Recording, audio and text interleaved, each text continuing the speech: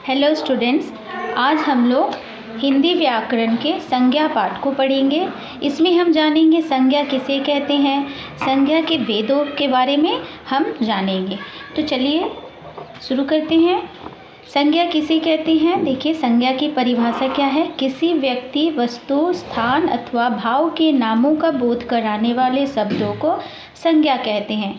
यह है संज्ञा की परिभाषा, यानी कि वे शब्द जो किसी व्यक्ति, वस्तु, स्थान या भाव के नाम का बोध कराते हैं संज्ञा कहलाते हैं। जैसे देखिए, लड़की क्या है कि व्यक्ति का नाम हो सकता है। लड़की कहने से क्या है, व्यक्ति विशेष का परिचय मिलता है। वस्तु क्या है? पेंसिल एक वस्तु है। उसी तरह विद्यालय स्थान है, बुढ़ापा क्या है, भाव है। तो इत्यादि नामों को, व्यक्ति, वस्तु, स्थान या भाव के नामों को जो शब्द दर्शाते हैं, जिन शब्दों के द्वारा नामों का बोध होता है, उन्हें संज्ञा कहते हैं। अब संज्ञा के भेदों के बारे में जानेंगे कि संज्ञा के कितने भेद होते हैं। संज्ञा के 5 भेद होते हैं, ठीक है। व्यक्तिवाचक संज्ञा, जातिवाचक संज्ञा, भाववाचक संज्ञा, द्रव्यवाचक संज्ञा और समूहवाचक संज्ञा। अब हम जानेंगे व्यक्तिवाचक संज्ञा किसे कहते हैं। देखिए, व्यक्तिवाचक संज्ञा की परिभाषा क्या है?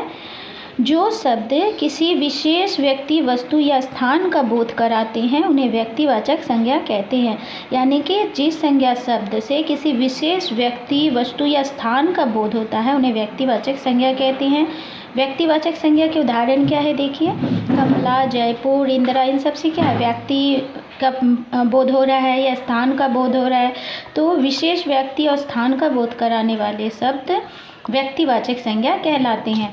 दूसरा है जातिवाचक संज्ञा। जातिवाचक संज्ञा किसे कहते हैं? देखिए, जो शब्द किसी जाति का बोध कराते हैं उन्हें जातिवाचक संज्ञा कहते हैं। यानी कि जिस संज्ञा शब्द से जाति का बोध होता है उसे जातिवाचक संज्ञा कहते हैं। जैसे देखिए, गाय, बालक, लड़का इत्यादि, यहाँ पर जाति का बोध हो रहा है, ठीक है, तो इसलिए इसे जातिवाचक संज्ञा कहते हैं।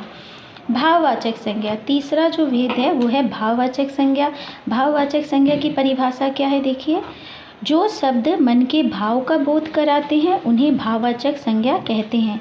यानी कि मन के भावों का बोध कराने वाले शब्द भाववाचक संज्ञा कहलाते हैं। जैसे कि देखिए, गर्मी, मिठास, बुढ़ापा, ये सभी क्या है, भाव हैं, तो इन्हें भाववाचक संज्ञा कहते हैं।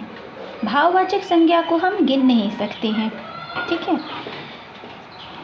चौथा है द्रव्यवाचक संज्ञा। द्रव्यवाचक संज्ञा किसे कहते हैं? द्रव्यवाचक संज्ञा की परिभाषा देखिए, जो शब्द किसी द्रव्य या पदार्थ अर्थात नापने या तौलने वाली वस्तु का बोध कराते हैं उन्हें द्रव्यवाचक संज्ञा कहते हैं।